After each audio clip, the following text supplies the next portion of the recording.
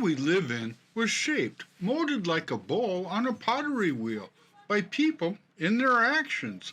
Some, like George Washington and Jesus Christ, you know their life stories and their contributions to shaping the world as we know it today. There is, however, a lot of people responsible for shaping our world that you and most everybody else have never heard a peep about. For instance, the Earth would probably be a nuclear wasteland if it weren't for this guy. His captain wanted to fire a nuclear missile from the sub he commanded back during the Cuban Missile Crisis. And this guy, one of 3 people holding the key to fire the missile, refused. Of course, like any story, there's more to it than just what you hear. But here, it's undeniable that his cool head saved the entire friggin' planet, and we should at least remember the incident, even if I can't pronounce his name. While this Russian might have had iron balls of ethical and moral courage, sometimes one can change the history of the world just because they love someone.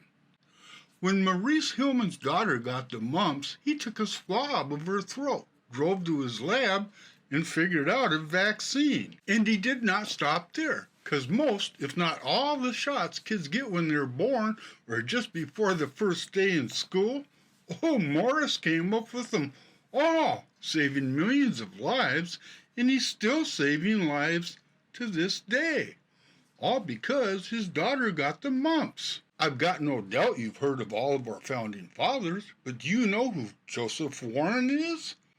A major general during the Revolutionary War. He ended up dying as a private, fighting along the men under his command at Bunker Hill. Requested to lead troops at Bunker's Hill, he refused and jumped in the trenches beside his men, where he was shot and killed. Joseph Warren was also the guy that sent Paul Revere on his midnight ride, and the only reason you've never heard his name alongside any of our founding fathers is because the dude was an American badass and held the line at Breed's Hill, where his death reverberated among the rank and file, giving them even more cause to fight the English. Just as General Warren's contributions to the world as we know it, everybody alive today should know who this guy is, because Tim Berners-Lee is the inventor of the World Wide Web.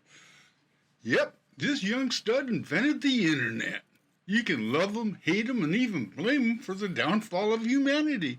But you can't deny his invention has changed the world. While the internet has changed our lives, Elizabeth Freeman changed lives for Black Americans and changed laws that had been interpreted what the Constitution meant by freedom. In 1780, Elizabeth heard the newly ratified Massachusetts Constitution read out loud, which contained the provision that all men are born free and equal. Upon hearing those words, she filed suit and won her freedom, setting a precedent for other suits to follow. And as a result of her lawsuit, Massachusetts outlawed slavery. While we all know the name of Rosa Parks, changing the world is often a matter of timing and circumstance. A full 9 months before Rosa Parks refused to give up her seat at the demand of James Blake, the bus driver, Claudette Colvin, a 15-year-old Black American, was arrested and handcuffed for refusing to give up her seat. Why Claudette Colvin is not remembered and Rosa Parks is a question you should research, and the answer is a bit embarrassing and shameful. Like the inventor of the internet, widely unknown, so too is the inventor of another modern marvel, the television. Philo Farnsworth invented a crude but working example of what he called an image dissector in 1927. The first transmitted image was a straight line.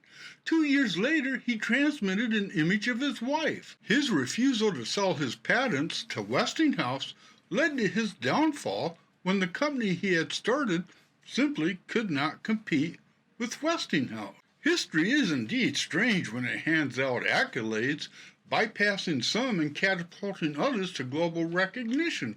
But the bottom line is, the world we live in is a result of a lot of people who dared to challenge themselves, who dared to think differently, people who stuck to their moral upbringing, and while their names might not ring out in the halls of history, their contributions are as great as anybody else's.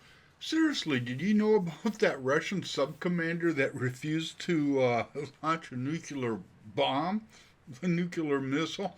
I didn't. That's some weird stuff, man. Yeah, history is weird. I mean,